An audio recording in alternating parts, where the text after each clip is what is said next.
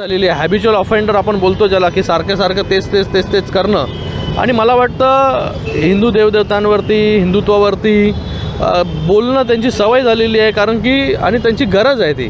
त्या ज्या मतदारसंघातून निवडून येतात तिथे तसं बोलले नाही तर त्या ठिकाणी त्यांचं राजकारण जे आहे ते त्या ठिकाणी त्या मतदारसंघामध्ये ते करू शकत नाही.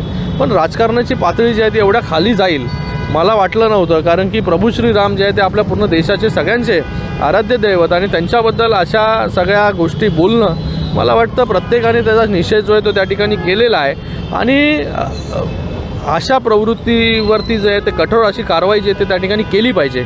आणि मला वाटतं त्यांना PhD वगैरे पण कशामध्ये मिळालेलं आहे वाटतं, खूप विद्वान देखील आहेत ते.